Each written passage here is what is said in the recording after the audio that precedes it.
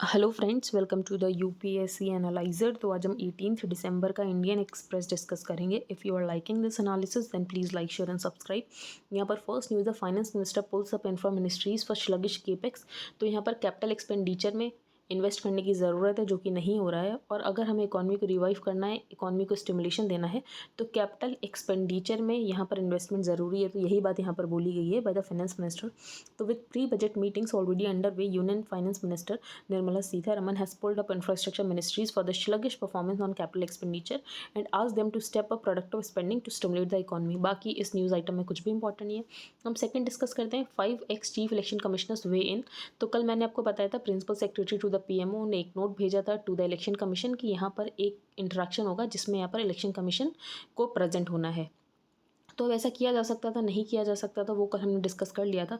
आज कुछ और बातें आई हैं उसको लेकर, तो वो भी हम डिस्कस कर लेते हैं। इसके अलावा एडिटोरियल में 2 आर्टिकल भी इसके ऊपर ही बेस्ड हैं।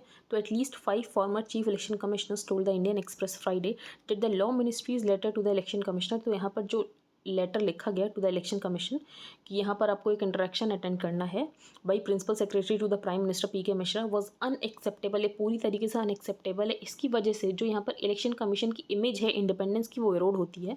And that the subsequent informal discussion between the full commission and Mishra could erode the EC's image of independence. तो ईसी की जो इमेज है इंडिपेंडेंस की, वो इस बात से इरोड होती है।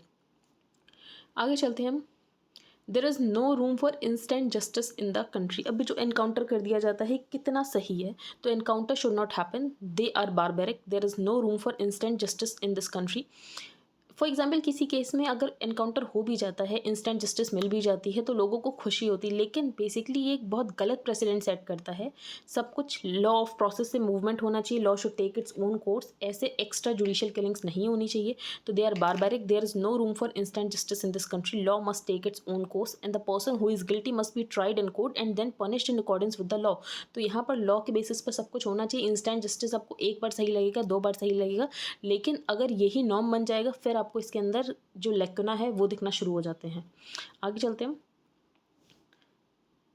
यहाँ पर कोई भी इंपॉर्टेंट न्यूज़ नहीं, ये हम डिस्कस कर लेते हैं। दिल्ली यूनिवर्सिटी का ये कहना है कि अब वो यहाँ पर कॉमन एंट्रेंस एग्जाम कराएंगे for the admissions to the under graduate courses. तो this involves taking a call whether the entrance exam will be internally conducted by DU. अब ये जो एंट्रेंस एग्जाम होगा वो डीयू इंटरनली कंडक्ट करेगा या कोई एक्सटर्नल एजेंसी कंडक्ट करेगी, उसके ऊपर अभी ये लोग विचार विमर्श कर रहे हैं। बाकी जब भी कुछ होगा हम डिस्कस कर लेंगे। CAG report tears into Noida authority. तो यहाँ पर कैग की रिपोर्ट से जब ऑडिट हुआ है, तो कैग की रिपोर्ट से हमें कुछ बातें पता चली regarding the Noida authority. The performance audit report by the CAG on land acquisition and allotment of properties in Noida tabled in the Uttar Pradesh assembly Friday. और हमें ये पता चला 2005-6 से लेकर 2017-18 तक कितनी यहाँ पर डिस्क्रिपेंसीज और एनोमॉलीज थी। जुलाई 2017 में यूपी गवर्नमेंट ने डिसाइड किया कि नोएडा जो है उसका ऑडिट कराया जाएगा, और इसके अलावा जो यहाँ पर इंडस्ट्रियल डेवलपमेंट अथॉरिटीज़ है उसका ऑडिट कराया जाएगा बाय द कैग। अब कैग ने अपनी रिपोर्ट में क्या पाया है, तो ये बनना था इंडस्ट्रियल डेवलपमेंट अथॉरिटी, लेकिन यहाँ पर लगभग 52% ऐसा है जो कि यहाँ पर रेसिडेंशियल डेवलपमेंट हो रखा है यहाँ पे। तो audit found issues in the allotment of plots for housing projects, farm houses in sport city and also concluded that the very development in Noida defied the purpose for which it was formed, that is industrial development. तो industrial development के लिए basically होना था, लेकिन देखा जाए तो यहाँ पर रेसिडेंशियल डेवलपमेंट प्रीडोमिनेंट एक्टिविटी बन चुका है। इसके अलावा लैंड एक्विजिशन के लिए अर्जेंसी क्लॉज का बहुत ज़्यादा यूज़ किया गया। तो report flagged excessive use of the urgency clause to acquire land under land acquisition act 1984। The invocation of this clause enable the collector to dispense with the right of the land owners. तो अगर यहाँ पर urgency clause का use किया जाता है, तो यहाँ पर जो कलेक्टर होता है उसके पास पावर होती है कि जो लैंड ओनर्स के राइट है उसको डिस्पेंस किया जा सकता है। तो यहाँ पर अर्जेंसी क्लॉज का 80% केसेस में यहाँ पर यूज़ किया गया, जो कि सिर्फ रेयर ओकेजन्स में यूज़ किया जाता है अर्जेंसी क्लॉज का, जब बहुत ज़रूरी हो लैंड एक्वायर करना, ना कि यहाँ पर बेसिकली इसको नॉर्म ही बना दिया जाए। आगे चलते हैं। Anti doping bill introduced in the Lok Sabha. तो एंटी डोपिंग बिल यहाँ पर इंट्रोड्यूस किया गया है। तो government Friday introduce the bill that seeks to create a statutory framework for tackling doping in sport. तो स्पोर्ट्स में डोपिंग के केसेस को टैकल करने के लिए और जो कंट्री की डोपिंग वॉचडॉग है उसको ज़्यादा पावर देने के लिए यहाँ पर एंटी डोपिंग बिल लेकर आया जा रहा है। तो national anti doping bill 2021 seeks to give the national anti doping agency powers of investigation. तो यहाँ पर जो नाडा है उसको पावर दी जा रही है कि वो इन्वेस्टिगेशन कर सकती है, सैंक्शंस को लेवाई कर सकती है अगर कोई भी यहाँ पर एंटी डोपिंग रूल को वायलेट करता है। डिसिप्लिनरी प्रोसीजर्स भी अडॉप्ट कर सकती है NADA. NADA earlier had no authority to conduct trades, तो इससे पहले जो नाडा है उसके पास पावर नहीं थी रेट्स कंडक्ट करने की, लेकिन अब वो भी होगी। The bill also says Nada would be headed by a director general. इसके अलावा यहाँ पर नेशनल डोप टेस्टिंग लेबोरेटरी भी बनाई जाएंगी और भी यहाँ पर लेबोरेटरीज को स्टैब्लिश किया जाएगा। तो एक बार बिल जब पास हो जाएगा तो हम फिर से डिस्कस कर लेंगे। आगे हम चलते हैं, government brings bill to amend wildlife law. तो यहाँ पर वाइल्ड लाइफ प्रोटेक्शन एक्ट 1972 को अमेंडमेंट किया जा रहा है। अब अमेंडमेंट करना इसीलिए ज़रूरी है क्योंकि यहाँ पर जो साइट्स है, the convention on international trade and endangered species of wild flora and fauna और साइट्स वाज अडॉप्टेड इन 1963। तो 1963 में इसको IUCN ने यहाँ पर अडॉप्ट किया था। और ये बेसिकली किस लिए थी, तो to protect endangered plants and animals, तो by members of the IUCN to protect endangered plants and animals. तो यहाँ पर 4 मेजर रिक्वायरमेंट्स हैं मेंबर के लिए। तो पहली मेजर रिक्वायरमेंट ये है कि आपको एक मैनेजमेंट और साइंटिफिक अथॉरिटी डेजिग्नेट करनी। दूसरी, ऐसे लॉज बनाने हैं जो कि ऐसे ट्रेड को प्रोहिबिट करते हैं जो कि यहाँ पर साइट्स के साथ वायोलेशन में है, और अगर ऐसा कोई ट्रेड करता भी है तो उसके ऊपर पेनल्टीज लगाई जाएंगी। And laws providing for the confiscation of the specimens. तो यहाँ पर साइट्स की कुछ कंडीशन थी मेंबर स्टेट्स के लिए कि आपको यहाँ पर 4 स्टेप्स लेने हैं। पहला, आपको यहाँ पर मैनेजमेंट और साइंटिफिक अथॉरिटीज़ डेजिग्नेट करनी है। दूसरा, laws prohibiting the trade in violation of CITES, और यहाँ पर अगर कोई ट्रेड कर भी रहा है तो then you have to ensure कि यहाँ पर पेनल्टी होनी चाहिए। And the last thing is laws providing for the confiscation of the specimens. लेकिन इंडिया मेंबर कंट्री तो था इसका, लेकिन इंडिया ने बेसिकली इन सारे जो यहाँ पर रिक्वायरमेंट्स उसको फुलफिल नहीं किया था, जिसके चलते यहाँ पर अमेंडमेंट किया जा रहा है। तो major focus of the amendment is to ensure that the original act complies with the requirements of the CITES, a multilateral treaty to protect endangered species. One of the main aims of the CITES is to regulate the international trade of animals and plants, ताकि उनका जो survival वो threaten ना हो। तो sites इससे पहले एक बार इंडिया को ब्लैकलिस्ट कर चुका है, तो India has been blacklisted by CITES once before. अगर दूसरी बार ब्लैकलिस्टिंग होती है तो इंडिया जो है वो ट्रेड नहीं कर पाएगा इन इंपॉर्टेंट प्लांट्स एंड स्पीशीमेंस, जिसके चलते यहाँ पर अमेंडमेंट लाया जा रहा है। बाकी एक और बात यहाँ पर ये की जाएगी, जो यहाँ पर 6 शेड्यूल्स हैं वाइल्ड लाइफ प्रोटेक्शन एक्ट में, उसको यहाँ पर 4 मेजर शेड्यूल्स में कर दिया जाएगा। तो यहाँ पर जो शेड्यूल्स हैं उनको और ज़्यादा रैशनलाइज करने की बात की गई है।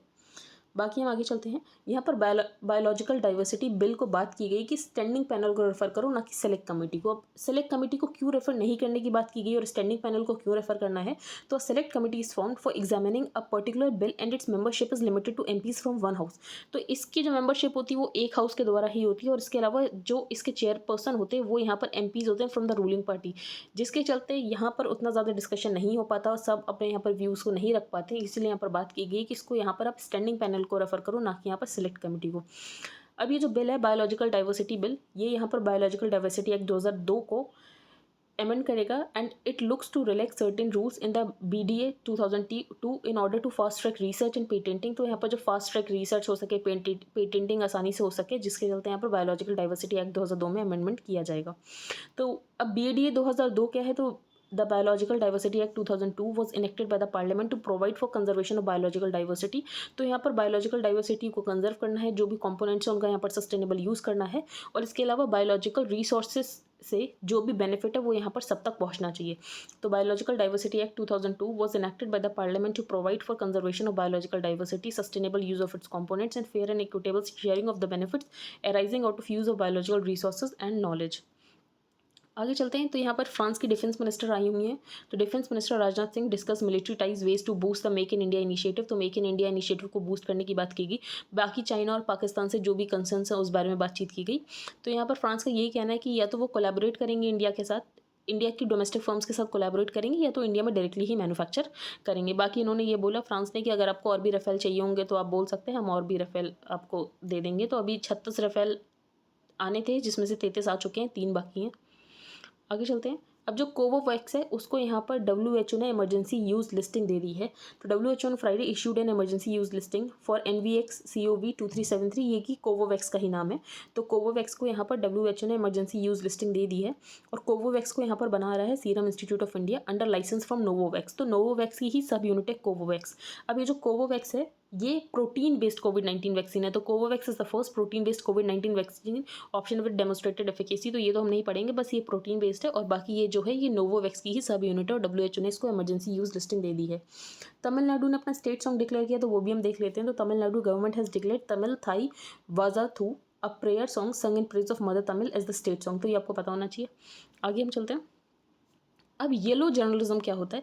येलो जर्नलिज्म का बेसिकली ये मतलब होता है कि जो जर्नलिज्म है वो किसी भी फैक्ट्स के बेसिस पे नहीं है, कोई रिसर्च नहीं की गई है, बस यहाँ पर स्टेटमेंट्स को एग्जैजरेट करके दिखाया जा रहा है और यहाँ पर आई कैचिंग हेडलाइंस के चलते जो जर्नलिज्म है वो बिल्कुल भी इन्वेस्टिगेटिव नहीं है, कुछ लेजिटिमेशन नहीं है, कुछ भी ऐसे हेडलाइन चला दी जा रही, तो उसको बोलते हैं यहाँ पर येलो जर्नलिज्म।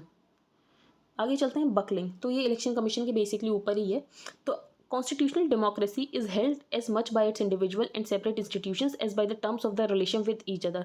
तो यहाँ पर जो इंस्टीट्यूशंस हो उसके अंदर कम से कम 1 आर्म डिस्टेंस यहाँ पर मेंटेन होना चाहिए। Respect and dignity they give to and demand from one another may sometimes be intangible but is nevertheless crucial. The EC therefore must specially be accorded its due dignity. अब यहाँ पर election commission जो है उसको अपनी dignity और respect दी जानी चाहिए, जिसके लिए जो कि बेसिकली यहाँ पर EC एक कॉन्स्टिट्यूशनल अथॉरिटी है। There is reason also as to why after the CEC had made known his displeasure. तो यहाँ पर जब नोट भेजा गया था तो चीफ इलेक्शन कमीशन ने अपना डिस्प्लेजर भी जताया था कि हमें ऐसे इनफॉर्मल मीटिंग में आप नहीं बुला सकते हैं, लेकिन उसके बाद भी बाकी जो इलेक्शन कमिश्नर थे उन्होंने इस मीटिंग को अटेंड कर लिया। तो question must be asked of the PMO, Law Ministry and the EC, not because any meeting between them is controversial, but because the lack of form and propriety in the entire exchange matters. Much of the ground for the current standing was laid by that. अब यहाँ पर जो election commission body थी वो इतनी ज़्यादा strong नहीं थी। इसको स्ट्रॉन्ग बनाने में सबसे इंपॉर्टेंट रोल है यहाँ पर TN सेशन का, जिनका टेन्योर 1990s में था। तो उस समय वो यहाँ पर चीफ इलेक्शन कमिश्नर थे और उन्होंने ही जो इलेक्शन का प्रोसेस है उसको इतना ज़्यादा अच्छा बनाया। तो Seshan gave new force to the EC's role of upholding the rules of the game. उन्होंने मॉडल कोड ऑफ कंडक्ट को यहाँ पर इन्फोर्स कराने की कोशिश की। Similarly, the equilibrium between institutions has not remained the same. In fact, ever since a single party, अब जब भी किसी भी एक सिंगल पार्टी को बहुत ज़्यादा मेजॉरिटी मिलती है और अपोजिशन को उतनी सीट्स नहीं मिलती, तो अपने आप ही यहाँ पर जो इंस्टीट्यूशंस होते हैं उनके ऊपर प्रेशर आने लगता है।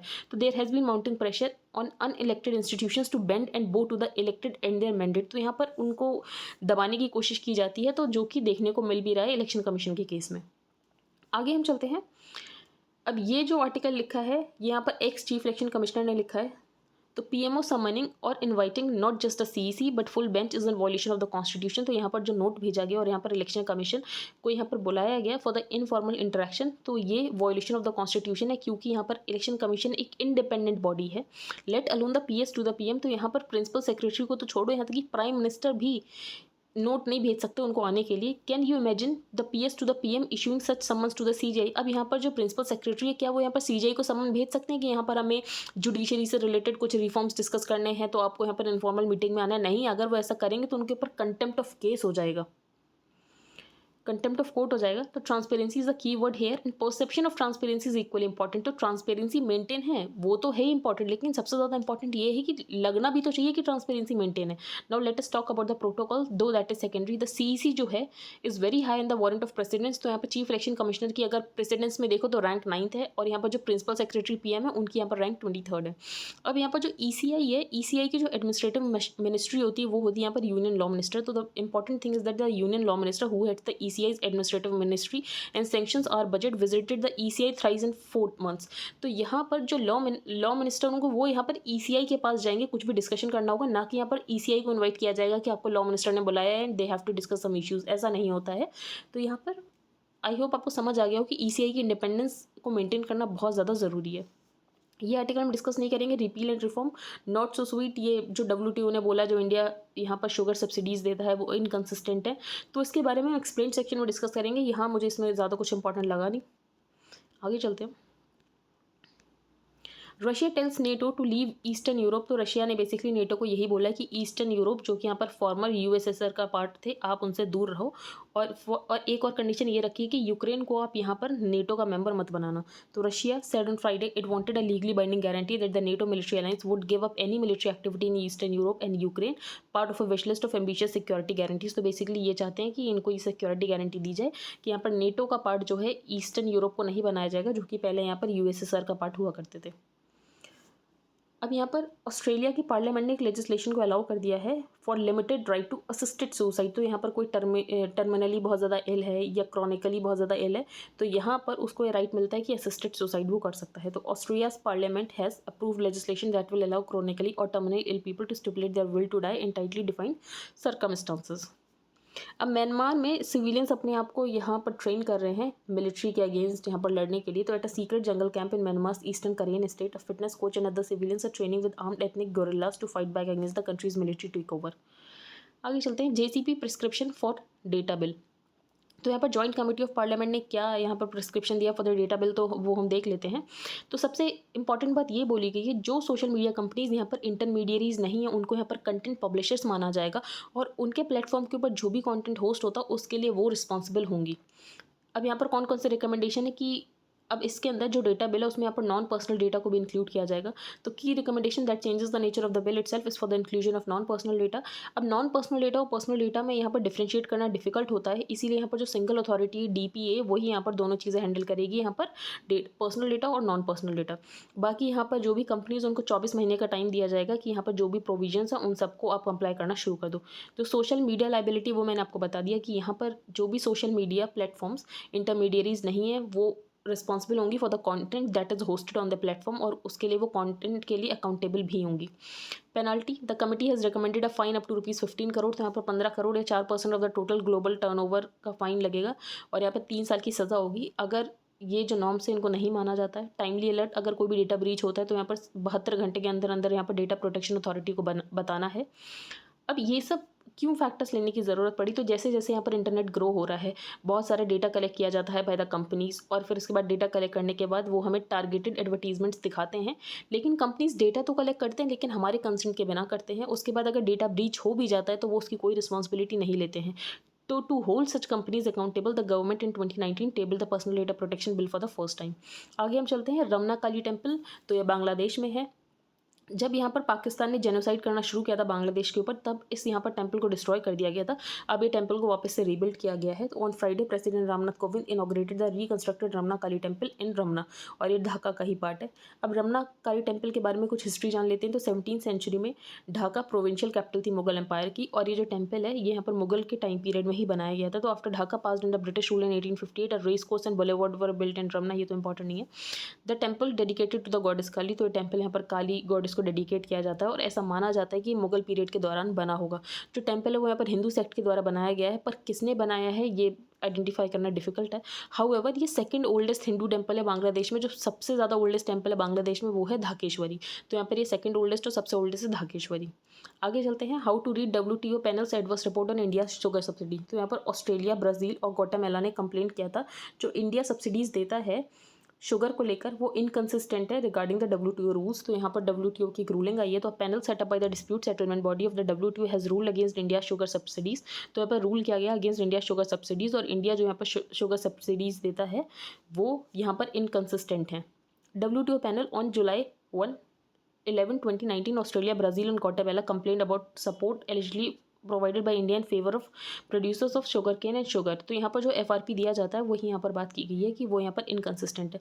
तो ऑस्ट्रेलिया, ब्राज़ील, ग्वाटेमाला ने यहाँ पर इंडिया जो डोमेस्टिक सपोर्ट देता है उसके बारे में कंप्लेन की। फिर यहाँ पर ये पाया गया जो WTO का agreement on agriculture and agreement on subsidies and countervailing measures, ये उसके इनकंसिस्टेंट में है। और यहाँ पर 10% मिनिमम सब्सिडी दी जाती है, और इंडिया की जो है वो उससे बहुत ज़्यादा एक्सटेंड होती है। तो all 3 countries complaint that India provides domestic support to sugar cane producers that exceed the de minimis level of 10%। तो जो प्रोडक्शन है उसका 10% की सब्सिडी दी जानी चाहिए, जो कि हम उससे बहुत ज़्यादा देते हैं, इसीलिए इनकंसिस्टेंट है with the agreement on agriculture. अब इंडिया ने आर्ग्यूड किया है ये जो मैंडेटरी मिनिमम प्राइस है ये ना सेंट्रल गवर्नमेंट देती है ये ना स्टेट गवर्नमेंट देती है, ये जो प्राइस है ये देती हैं शुगर मिल्स। तो ऐसे में आप बोल ही नहीं सकते तो सब्सिडी है। तो while India argued that its mandatory minimum prices are not paid by the central or the state governments but by sugar mills, इसीलिए इसको हम मार्केट प्राइस सपोर्ट नहीं मानेंगे। लेकिन फिर ये जो पैनल बनाया गया था उसने इस आर्ग्यूमेंट को रिजेक्ट कर लिया है। अब मिनिस्ट्री ऑफ कॉमर्स इंडस्ट्री ने यही बोला है कि हम अब अपीलेट बॉडी में यहाँ पर इस जजमेंट के अगेंस्ट अपील करेंगे। अब व्हाट हैपन्स नाउ, तो इंडिया के पास 10 दिन है अपील करने के लिए। अभी कोई भी अपीलेट बॉडी यहाँ पर एग्जिस्ट ही नहीं करी है WTO में, लेकिन मिनिस्ट्री ने ये बोला है कि सारे नेसेसरी जो भी करना था एक्शंस वो हमने करना शुरू कर दिए हैं। तो आई होप आपको बस इतनी बात इसमें समझ आनी चाहिए कि सिर्फ 10% जो है टोटल वैल्यू ऑफ प्रोडक्शन उतनी ही सब्सिडी दी जा सकती है। अगर उससे ज़्यादा सब्सिडी दी जाएगी तो बेसिकली जो WTO का एग्रीमेंट ऑन एग्रीकल्चर है उसको वॉयलेट करता है। अब RBI तो अपना इंटरेस्ट रेट बढ़ा नहीं रहा है, लेकिन यहाँ पर SBI ने अपना बेस रेट बढ़ा दिया है। तो State Bank of India has raised the benchmark lending rate और बेस रेट। अब बेस रेट क्या होता है, तो base rate is the minimum interest rate at which a bank would lend to its customer. तो मिनिमम इंटरेस्ट रेट जिसके ऊपर यहाँ पर जो बैंक है वो अपने कस्टमर्स को लेंड करेगा। तो यहाँ पर SBI ने बेस रेट बढ़ा दिया है। India 4th worst hit by spam calls. तो ये एक रिपोर्ट से पता चला है कि अगर 20 कंट्रीज का सर्वे किया गया तो इम्पैक्टेड बाई स्पैम कॉल्स, तो इंडिया यहाँ पर 4th पोजीशन पे, इससे पहले इंडिया 9th पोजीशन पे था, अब 4th पोजीशन पे आ गया है। और ज़्यादातर स्पैम कॉल्स देखे जाते हैं regarding the know your customer related spam and scam calls, जहाँ पर वो क्लेम करते हैं कॉलर कि हम यहाँ पर आरबीआई से बोल रहे हैं, बैंक से बोल रहे हैं, आपको अपनी ये डिटेल्स देनी है। तो आई होप आपको आज का न्यूज़पेपर समझ आ गया हो। If you like the video then please like share and subscribe. Thank you and have a nice day.